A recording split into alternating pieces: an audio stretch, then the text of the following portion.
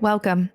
I'm Jessica Tejan, and this is the Evolving to Exceptional podcast, where we talk about reaching peak performance in our workplaces, homes, and communities so that we can live our best life possible, an exceptional life.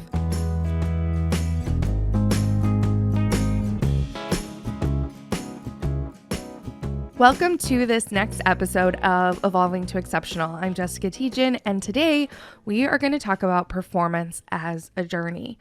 Oftentimes in our lives, we think about performance just as something that we do and not something that we can experience and really think about how we can have those experiences with intention. So we're going to spend today on this topic. And the first thing I think that's really important to consider is that we perform a lot of different roles, that we don't just perform one role. We're not just talking about the role we perform in our workplace, but this might also be roles that we perform at home and in our communities. And sometimes those roles can be equally, if not more challenging than our roles in the workplace. And so really thinking about your performance in all of those roles as more of a journey than as either an activity or a destination that we're trying to reach. So, Jessica, when you say performance as a journey, what does that mean? What does that look like? And kind of what is the difference between that approach and to kind of the traditional approach to performance that we've seen in organizations and in our homes and in communities? So I think you have to segment a little bit, right? So first, in workplaces, I think we really think about performance as optimizing, as what are the things and tasks and activities that I do every day and how do I optimize those tasks or those activities? I think in our homes, we're lucky if we view that as performance. Oftentimes we just think of it as what we have to do. It's just part of our daily routine and things that we do. We don't really think about how we're doing it and how to do it with more intention. And I think likewise, if you were to kind of go down the scale, I think community is even a level deeper than that, where we're often volunteering or we're engaging because of a mission or a purpose. And so again, it's more like we take it for granted that there isn't some standard or some method to how we should approach our performance. So that's kind of how I think about those different kind of levels. I think the way that I love to, and all of our systems are kind of built around this model to think about performance is as a journey, as if we're climbing a performance mountain. And everybody has a mountain that they climb, more than one, but everybody's climbing a mountain and they all look different, right? So every mountain that you might climb has a different terrain, has different challenges, different views, different perspectives. So everybody has these unique journeys that they're taking through their lives. And some might be more difficult or some might be less difficult, but they're all challenging. They're all part of the experience. And I like to think of that journey as being the most important part, not the destination, not about getting to the top, but it's about enjoying all of the experiences that we have along the way. And so as we look at our performance, how can we reach our peak performance, operating at our very best, but doing so in a way that along our journey, we're able to have energy, excitement, and commitment, that we're able to experience that flow, and that the way we're performing, how we're performing, actually brings us more joy, peace, and happiness as we're having those experiences. And so I think that can be really impactful for people as you're doing your roles, to be thinking about not where you're going, not necessarily where you're going to end up, but how do you make the most of the experiences you're having day to day. Oh, I love that, Jessica. That is so powerful. And, it reminds me of the time when I took on a new role and I remember, the journey that I took from, starting that role all the way until I felt that comfort, that ease, that I was doing it with enjoyment was pretty painful. I felt like, in the beginning there were so many obstacles, so many challenges. So I guess my question is, how do we focus on the good things that are part of that journey versus the hard stuff? Because I think it can be, it can be very easy to focus on those, especially because our brains are kind of hardwired to focus on the problems, the negativity. How do we set those aside and focus on the good parts of the journey rather than beating ourselves up because things are a little bit challenging, on that journey to peak performance? So I think that what's important is first acknowledging that, of course, it's going to be challenging. That's kind of part of the experience. So instead of resisting that or trying to fight that, leaning into and acknowledging that that's just part of the process, that's part of the journey, and we have to trust that process, and that the awareness and the success is going to come from trusting it, from moving through all of those challenges, even when we can't see where we're going to end up or how they're going to ultimately help us at some point in the future. So I think there's a key element, to that challenge where there's a mindset component of, how am I choosing to have those experiences, but also there's an element of preparedness that comes into play. And that when we're performing and when we're prepared for that performance, when we are doing it with intention and we're equipping ourselves with the skills and capabilities that we need to enjoy it, we're going to enjoy it more.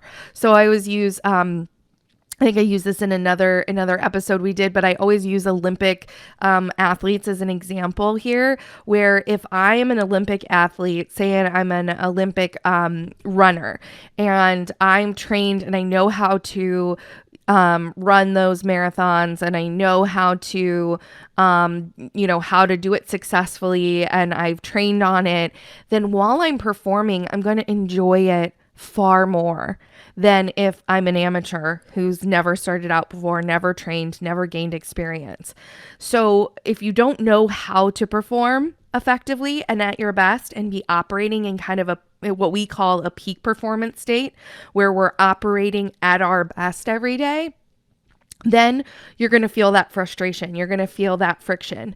But if you can equip yourself with the skill sets and the capabilities that you need while you're climbing your mountain, while you're on your journey, then you can actually enjoy the challenges and experiences. And I don't mean to imply that you're going to love the challenges because they're hard.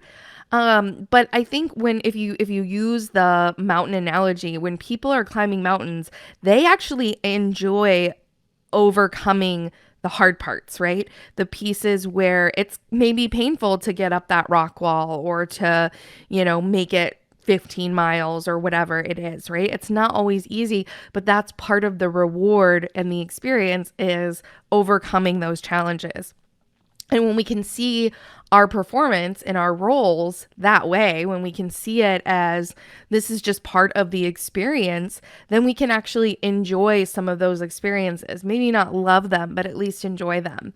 And I like to use here too, I think the analogy is really helpful of, like, as my role as a parent, I don't always enjoy, the challenging parental moments, right? When kids are melting down or, completely losing their minds because they're overtired or whatever it is. But I have to keep learning from each of those experiences and just accept them for what they are, part of the experience. They're part of the highs and lows of just experiencing our journeys and our moving through life. So on these journeys then, Jessica, are there certain kind of stages or destinations within that journey that we're kind of looking to achieve or that we go through on our journeys to peak performance? Yeah, so I recently created these and I really love these levels of performance because I think when you think about a mountain and you think about your journey, and really with performance in general, in most organizations historically, there's been a lot of competency models and performance reviews and ratings that kind of tell you where you are in terms of your performance, but they're not very accurate, they're not very helpful, and they actually don't achieve helping people perform better. But I think that these levels help us gauge better where we are in a non-judgmental and non-controversial way, and just here's where I'm at, here's where I am.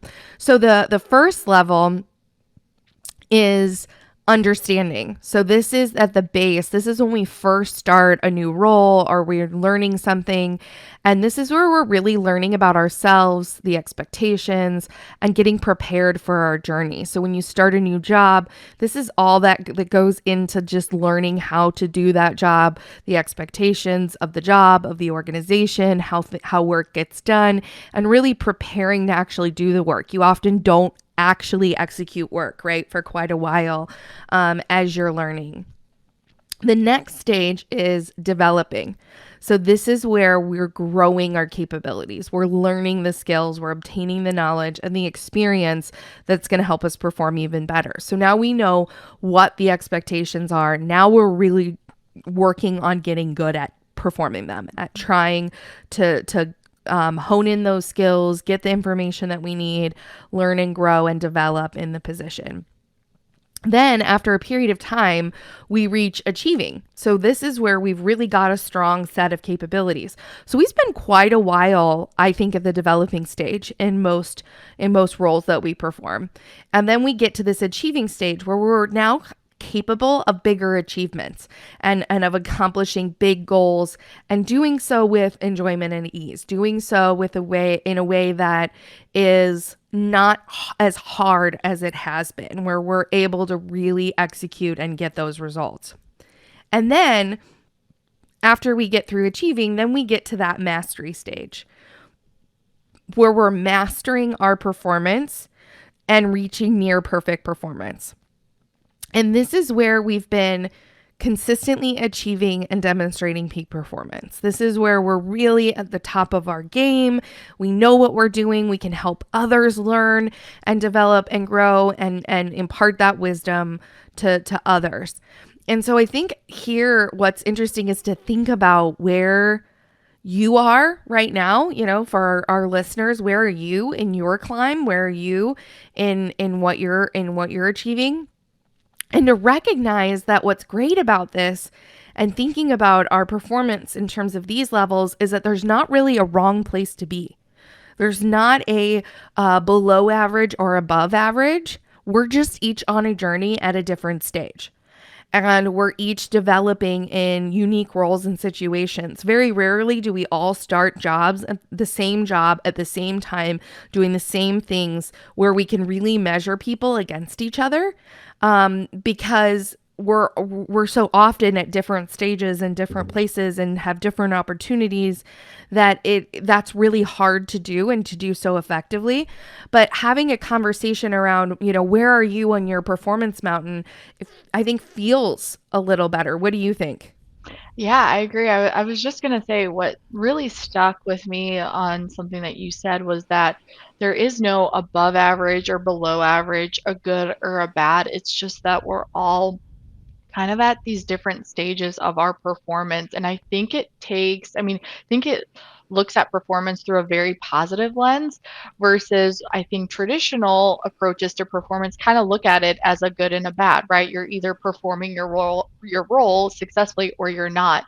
And so I think that really stuck with me that you said that there is no right or wrong, that we can kind of ebb and flow, right? So we can be potentially at mastery level and then something new comes along, right? We've got a new product that we have to sell or a new service that we're going to offer. And we go back down to that understanding level, right? We've got to work our way up through to mastery. So I think that's very powerful for folks and our viewers to understand that there is no right or wrong. There is no, above average, below average, that it's really your unique performance journey. Well, and I think we reset a lot, right? So I feel like I was probably at a mastery level, certainly at achieving in my last role, where I knew what I was doing and what I was accomplishing and how to accomplish it. And when we stepped out to build to build this business, to write my first book, that was an area where I'd never written a book before. I'd never built a business before. And so I was back at understanding and I was back at developing, and I've got to develop a new set, of skill sets. I had to learn how to build a website, learn how to set up QuickBooks, learn how to publish a book, and all the steps that go into those activities that was not part of my past experience. So I didn't take a step back in terms of my performance. I took a step in a different direction. I started a new journey with new experiences, and it's hard at first. It's hard when we're kind of at that base of our journey, right? Yeah, and so that kind of leads me to my next question. Can we be at different stages of performance for our different mountains? Yes. So I think we can be performing in different ways in different places. And I think that like if you think about the journey of a parent, it's kind of like starting over and over again, right? Because you just when you master one thing, they grow up, and then you're at a new stage, you're at a new place.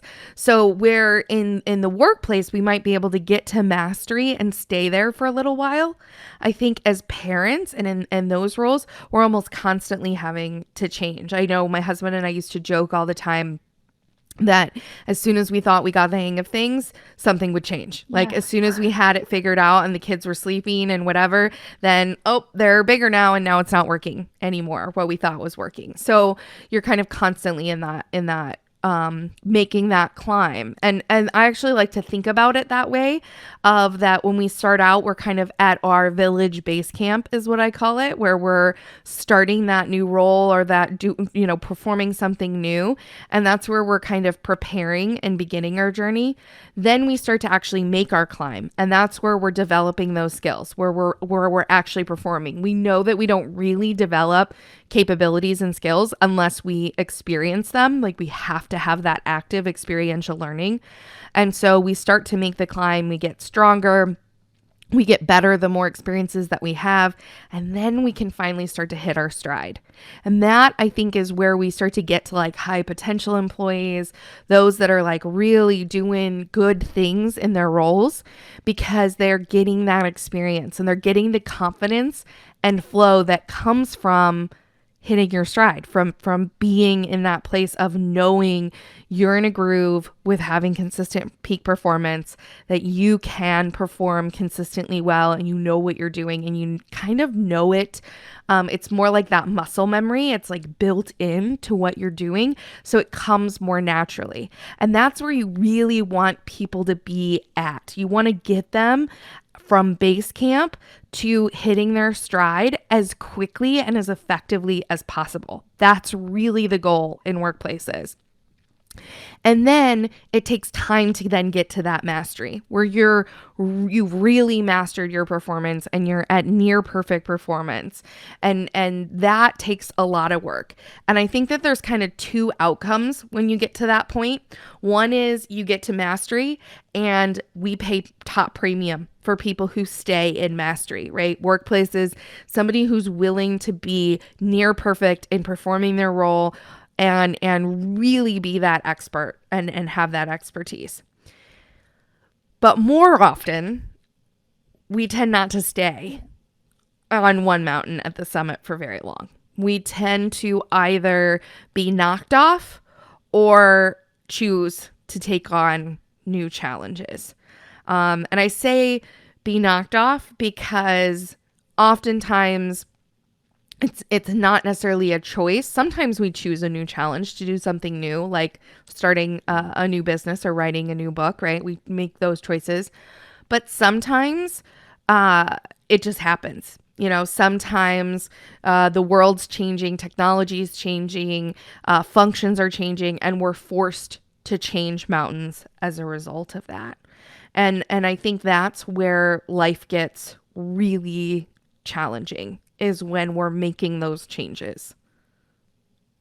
That's very interesting, Jessica. And one question that kind of popped up in my mind as you're talking about that is, do you think that everyone can reach the summit in their performance, in each of their performance mountains? Can everyone or should everyone reach that mastery level? Or is it okay to get to a certain point and then say, okay, I'm going to jump off this mountain, I'm going to go start climbing another mountain? That is an interesting question. I mean, I think everyone's capable of reaching their summit because it's their mountain. It's unique to them. It's their experience. It's what they choose to make of it, how they choose to experience it. I think there are certainly times where we might decide that that challenge is not a good fit. Probably the best example of that is somebody who steps maybe into a management or leadership role and decides, man, I really, managing people is rough. And it is. It's really hard managing people and is just, it is everybody we interview, right? When we were doing interviews, every new grad wants to be a manager. And every time I'm like, are you sure? Do you really know what it takes to be a manager? Because it's not always fun. Um, so I think that can happen where it's like, oh, this is really not for me. I actually want to do something different. And I don't think that there's any shame in that. I think that that is a completely acceptable decision to make. I don't think you have to push yourself to get to mastery in a challenge that you don't like or a role you don't like. That's really encouraging to know because in my experience, there's been things that I've picked up along my performance journey where I'm like, I feel like I'm getting that, I've passed that village base camp. I'm kind of making that climb. I start to hit my stride and I'm like, I just don't think I like this. I don't think this is a right fit for me. So then I jump off of that one and start a new performance mountain in a journey. Um, I kind of want to go back to what you said a little bit earlier about how this is all about the experience that you're having from, that understanding level all the way up to mastery. Are there any tools or a framework or something that can help us to choose that positive experience and to enjoy the experience of getting from that base level all the way up to that peak performance? Yeah, I think that yes, I want to get to the framework, but first I want to hit on what you just said around the shifting or not being sure that you like a particular role. And because I think that in some cases, and I've seen this a lot, so that's why I want to hit on it, is that people decide when something's hard that they don't like it. Hmm. And so I actually think sometimes you have to push yourself to get good at it first to know for sure that it's not a fit or that it's not what you want to be doing. Because, and I think this is particularly true for people that are earlier in their career, that if they're not pushed, if they hit their first ever challenge or it gets hard, they might decide, this isn't for me. I don't like how this feels. Instead of pushing through it and developing the skills. And once they do, they realize, oh, actually, I do want to do this. I had an employee who she told me she never wanted to do training, to be in front of the room, to put on trainings. That's not what she wanted to do. And we ended up pushing her to do it, and she was fantastic. And she then was like, oh, yeah, I do like doing this. I do want to do this.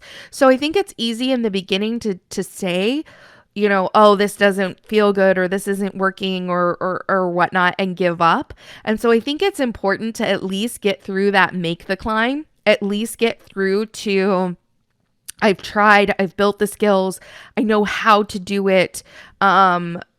Before making that choice. And it's one of the reasons when we talk about leaders and managers, it's one of the reasons I think it's actually really important to train managers before they become managers so that and give them opportunities to maybe lead informally or practice those skill sets before they're actually put into a leader or a manager role so that they can experience it and understand whether they really want to make that journey, because otherwise they're impacting the people that they're managing even though they aren't really interested in being a manager because you didn't take the time to figure it out beforehand.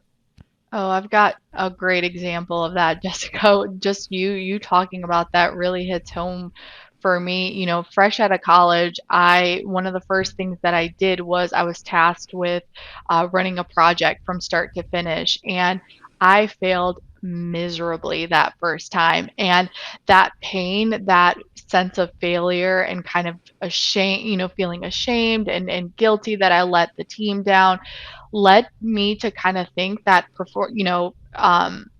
managing projects was just something I wasn't good at. It was something I was never going to be good at. So it was my first time doing it, right? So, and I was trying to figure things out, saw it wasn't going well, and I was just like, oh, this is it. I'm going to be terrible at this. I'm never going to be able to run a project. I'm more of a, executor. I've got high achiever. That's in my top five Gallup strengths.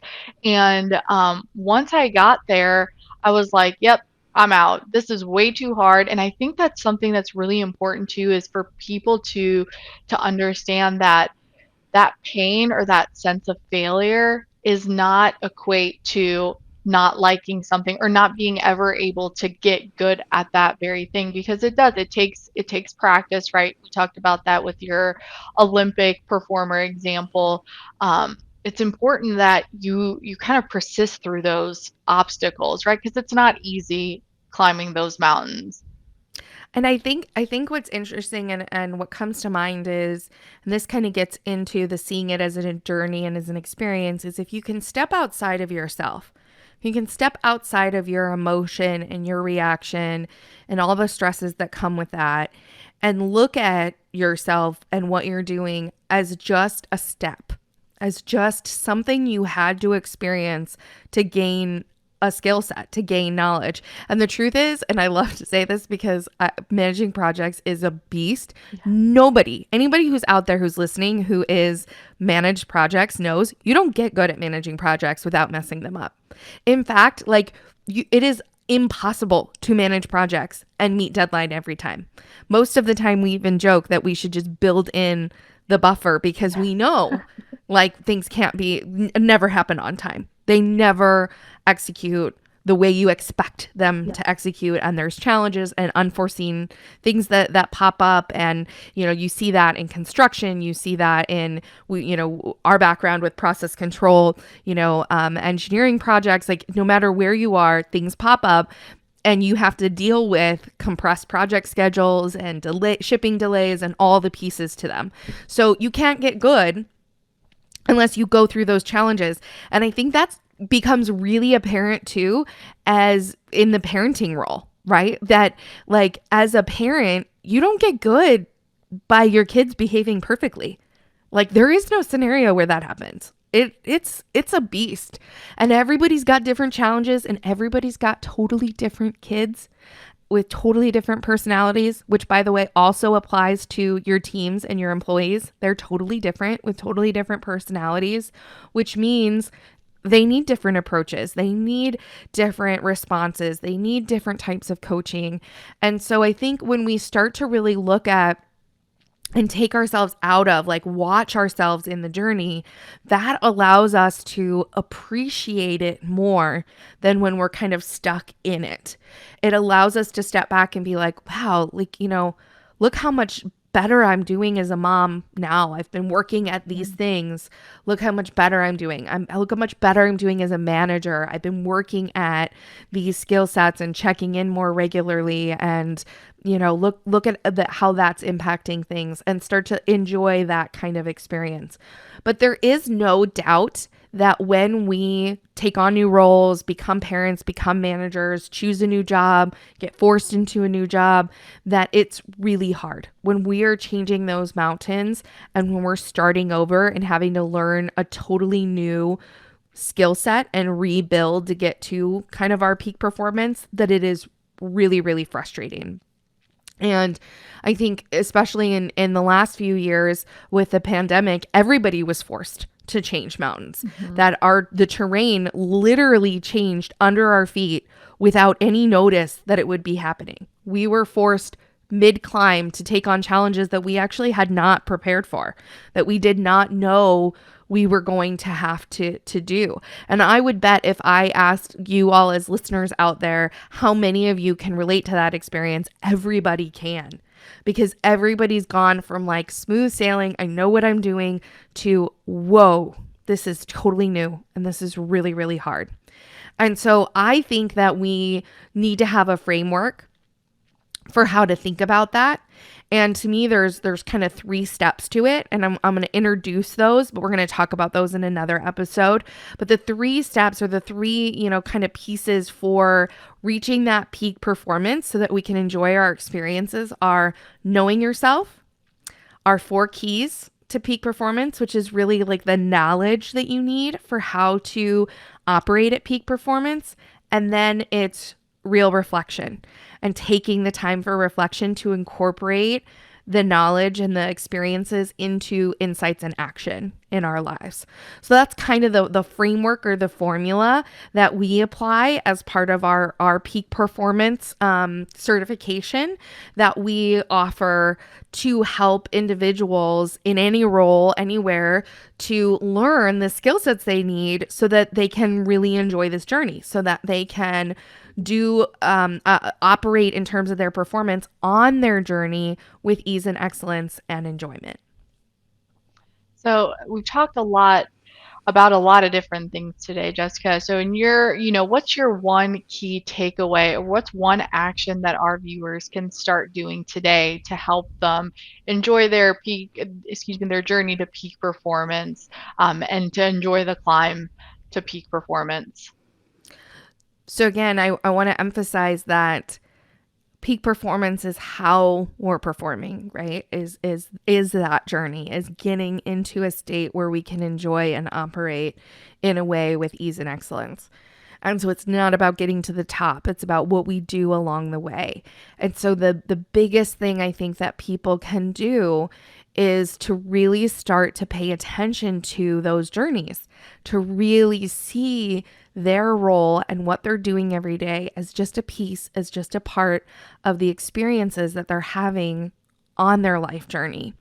And so instead of constantly, and I think this happens all the time, we get so focused on someday I'm going to travel the world. Someday I'm going to take time off. Someday I'm going to paint murals, or I'm going to read books, or I'm going to whatever. And instead of looking at how do I incorporate the experiences that I want to be having now on my performance journey and making the most of the journey, making the most of how I can experience that journey. So that's what I would ask our listeners to do, is to be really thinking about your performance and your role as a journey, and how can you make the most of that journey. As you were talking there, I'm thinking about all the things that I can start doing today to help me enjoy that experience a lot more, because I feel like, again, I've had so many more painful, I think, experiences along my journey in each of my roles. So I'm definitely gonna take that away and start doing that. Yeah, absolutely. And I think, we're going to get into some of our other episodes, that formula and what goes into those and how you can use those. If you're wanting to get started right away, that first step around knowing yourself, we got a course on that. And we also have the Creating Exceptional Experiences course that gets into this performance as a journey and how to think about this in that way, and how to start, applying these principles or these practices to your performance to get the benefits. So check that out. It's on our website, evolvingtoexceptional.com. Follow us on social media. Look us up, Jessica Tejan JD. And we look forward to talking to you again next week. Have a great rest of your week.